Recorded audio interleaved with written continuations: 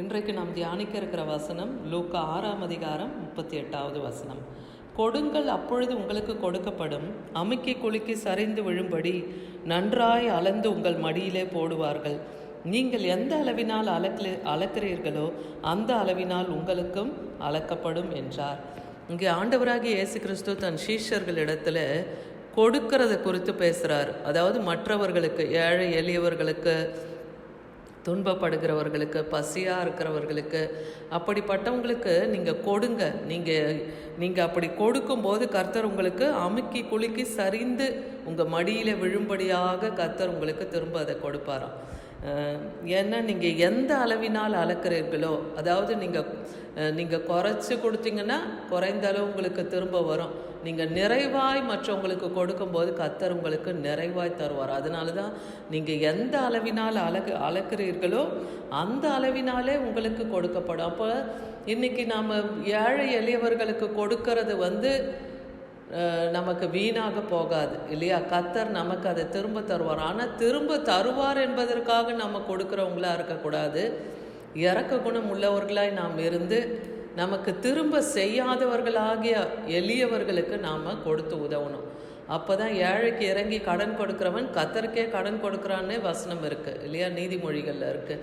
அப்போது நீங்கள் அப்படிப்பட்டவர்களுக்கு கொடுக்கும்போது கர்த்தர் உங்களுக்கு அமுக்கி குலுக்கி சரிந்து உங்கள் மடியில் விழும்படியாக செய்வாராம்.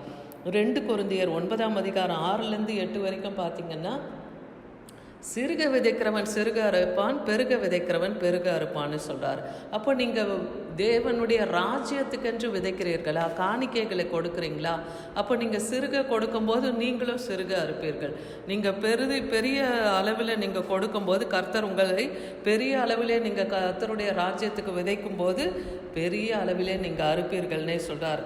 அவனவன் व्यसனமாகவும் அல்ல கட்டாயமாகவும் அல்ல, தன் மனதிலே நியமித்தபடி கொடுக்க உற்சாகமாய் கொடுக்கிறவனிடத்திலே தேவன் பிரியமாக இருக்கிறார். அப்போ காணிக்கைகளை கூட व्यसனமாக கஷ்டப்பட்டுக்கிட்டு நீங்கள் கொடுக்காதீங்க, கட்டாயமாக நீங்கள் கொடுக்காதீங்க. உங்கள் மனதில் நீங்கள் நியமித்து உங்களை கொடுக்கணும்னு நீங்கள் மனதில் தீர்மானித்தீங்கன்னா அந்த அளவுக்கு நீங்கள் கொடுங்க. அப்போ தேவன் உங்கள் மேல் பிரியமாக இருப்பார். மேலும் நீங்கள் எல்லாவற்றிலும் எப்பொழுதும் சம்பூர்ணம் உடையவர்களாயும் சகலவித நற்கிரியைகளில் பெறுகிறவர்களாகவும் இருக்கும்படி தேவன் உங்களிடத்திலே சகலவித கிருபையும் பெருக செய்ய வல்லவராக இருக்கிறார். அப்போ இன்றைக்கு நீங்கள் சிறுமைப்பட்டவர்கள், எளியவர்கள் இல்லையா, ஒன்றுக்குமே எதுவுமே இல்லாதவர்கள், அப்படிப்பட்டவங்களுக்கு நீங்கள் மனம் இறங்கி நீங்கள் செய்யும்போது கர்த்தர் உங்களுடைய சகலவித நற்கிரியைகளை பார்த்து உங்களுக்கு என்ன பண்ணுவாராம்? சகலவித கிருபையும் அவர் பெருக செய்ய வல்லவர். அப்போ தேவனிடத்துலேருந்து அப்போ நீங்கள் ஒரு இரக்கத்தையும் கிருபையும் கூட நீங்கள் பெற்றுக்கொள்ளுகிறீங்க இல்லையா? அதான் உபாகமம் 15:7லேருந்து 10 வரைக்கும் பாருங்கள். உன் தேவனாகிய கர்த்தர் உனக்கு கொடுக்கும் தேசத்திலே எந்த வாசலிலும் உன் சகோதரரில் எளியவன் ஒருவன் இருந்தால், எளியவனான உன் சகோதரனுக்கு உன் இருதயத்தை நீ கடினமாக்காமலும் கையை மூடாமலும் அவனுக்கு உன் கையை தாராளமாய் திறந்து அவனுடைய அவசரத்தின் நிமித்தம் அவனுக்கு தேவையானதை கொடுப்பாயாகன்னு வேதவசனம் சொல்லுது. அப்போ உன் எல்லையிலே இருக்கிற ஏழை எளியவர்கள் இல்லையா, உன் சகோதரர்கள், அப்படிப்பட்டவங்களுக்கு உன் இருதயத்தை நீ கடினமாக்காம நீ தாராளமாக உன் கையை திறந்து அவங்க அவசரத்தின் நிமித்தம் தேவையானதை நீ கொடுன்னு சொல்கிறார். அவனுக்கு நீ கொடுக்கும்போது உன் இருதயம் व्यसனப்படாது இருப்பது. அப்படி இருக்கவங்களுக்கு கொடுக்கும்போது உன் இருதயம் व्यसனப்படக்கூடாது. உன் தேவனாகிய கர்த்தர் அப்போ உன்னுடைய கையிட்டு செய்கிற எல்லா கிரியைகளையும் தேவன் ஆசீர்வதிப்பார். அப்போ பாருங்கள், நீங்கள் மற்றவங்களுக்கு கொடுக்கும்போது கர்த்தர் உங்கள் கையின் பிரயாசத்தை நீங்கள் செய்கிற வேலையை, வருமானம், வரத்துகளை தேவன் ஆசீர்வதிப்பார். அதனால தான் எந்த அளவினால் அளக்கிறீர்களோ அந்த அளவே உங்களுக்கு அளக்கப்படும். கேட்குற உங்களுக்கு அதிகம் கொடுக்கப்படும். அப்போ நீங்கள் கொடுத்து மற்றவர்களுக்கு நீங்கள் கொடுத்துட்டு நீங்கள் தேவனிடத்தில் உங்களுடைய காரியங்களை கேட்கும்போது தேவன் அது அதிகமாய் அவர் கொடுக்க வல்லமை உள்ளவர்னு மார்க் 4:20 பார்க்குறோம். மத்தேயு 7:2 ஏனெனில் மற்றவர்களை தீர்க்கிற தீர்ப்பின் படியே நீங்களும் தீர்க்கப்படுவீர்கள், நீங்கள் மற்றவர்களுக்கு அளக்கிற அளவின் படியே உங்களுக்கு அளக்கப்படும். அதே போல் மற்றவங்களை நாம் தீர்ப்பு செய்யும் போதும் அப்போ தேவன் நமக்கும் அதே அளவில் தீர்ப்பு செய்வார். அதுதான், நீங்கள் மற்றவங்களுக்கு எதை அளக்கிறீர்களோ அதே உங்களுக்கும் கர்த்தர் அளப்பாராம். அப்போது நம்ம தேவனிடத்தில் எப்படி உண்மையும் உத்தமமும் கீழ்ப்படிதலோடு இரக்க குணம் உள்ளவர்களாய் மற்றவர்களுக்கு உதவுகிறவர்களாய் நாம் காணப்படணும். தேவன் விரும்புகிறது நாம் செய்கிறவர்களாக இருக்கணும். தேவ சித்தம் இன்னதென்று அறிந்து செயல்படுகிறவர்களாக இருக்கணும். நீதிமொழிகள் 3:9-10 பார்க்குறோம். உன் பொருளாலும் உன் எல்லாவித விளைவின் முதற் பலனாலும் கர்த்தரை கனம் பண்ணு, அப்பொழுது உன் களஞ்சியம் பூரணமாய் நிரம்பும்.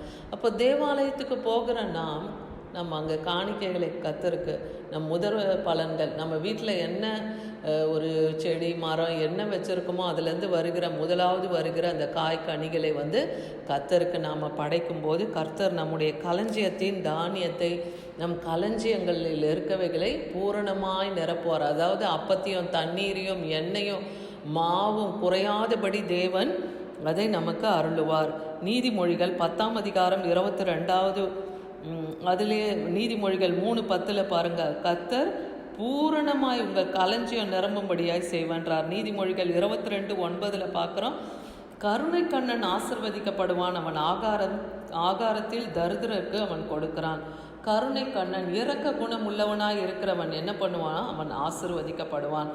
அவன் ஆகாரத்தில் தரித்திரருக்கு அவன் கொடுக்கிறான். அவன் ஆகாரத்தில் தரித்திரருக்கு அவன் கொடுக்கறதுனால கர்த்தர் அவனை ஆசிர்வதிக்கிறார்னு பார்க்குறோம். நீதிமொழிகள் 19:17 சொல்லுது, ஏழைக்கு இறங்குறவன் கர்த்தருக்கு கடன் கொடுக்கிறான், அவன் கொடுத்ததை அவர் திரும்ப கொடுப்பார். அப்போ இன்னைக்கு நீங்கள் ஏழைக்கு இறங்கி என்ன செய்கிறீர்களோ அதை கர்த்தர் உங்களுக்கு திரும்ப கொடுப்பார். நீதிமொழிகள் 10:22 கர்த்தரின் ஆசீர்வாதமே ஐஸ்வர்யத்தை தரும், அதனோடு அவர் வேதனை கூட்டார். அப்போ கர்த்தர் நம்மை ஆசீர்வதித்து நம்ம ஐஸ்வர்யத்தை பெருக பண்ணும்போது அதில் அவர் வேதனையை கூட்ட மாட்டார். மத்தேயு 10:42 பார்க்குறோம். சீஷன் என்னும் என் நாமத்து நிமித்தம் இந்த சிறியரில் ஒருவனுக்கு ஒரு கலசம் தண்ணீர் மாத்திரம் குடிக்க கொடுக்கிறவனும் தன் பலனை அடையாமற் போகான் என்று மெய்யாகவே உங்களுக்கு சொல்லுகிறேன். அப்போ ஒரு ஊழியத்தின் நிமித்தம் ஒரு சீஷர்கள் கூட ஒரு வீட்டுக்கு போய் அவங்க ஒரு ஜெபிக்க போகிறாங்கன்னா அப்போ அவங்கள கூட நாம் என்ன பண்ணோம், கனம் பண்ணணும். ஊழியக்காரர்களை கனம் பண்ண நாம் அறிந்திருக்கணும். ஏன்னா நம்மளுடைய பாடுகளுக்காக தான் அவங்க ஜெபிக்க வராங்க. நம்ம விடுதலை ஆகணும், நாம் சமாதானத்தில் இருக்கணும் என்பதற்காக ஒரு சீஷர் வராங்கன்னா அவங்களுக்கு நீங்கள் ஒரு கலசம் தண்ணி கொடுத்தீங்கன்னா கூட அதனுடைய பலன் உங்களுக்கு நிச்சயமாய் கொடுக்கப்படும் சொல்கிறார்.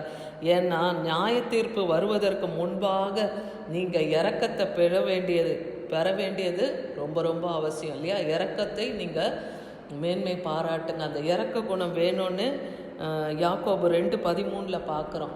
அப்போது கர்த்தர் நம்மிடத்தில் விரும்புகிறது என்ன? இரக்க குணம் நமக்கு வேணும். அதே போல் ஏழைக்கு இறங்கி கடன் கொடுக்குறவர்களாக இருக்கணும்.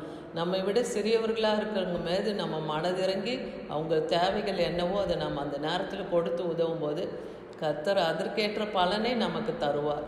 அதனால் இன்றைக்கி கர்த்தர் சொன்ன அந்த வார்த்தையின்படி கொடுங்கள், அப்பொழுது உங்களுக்கு கொடுக்கப்படும், அமுக்கி குலுக்கி சரிந்து விழும்படி நம்முடைய மடியிலும் தேவன் அளந்து போடுவார்.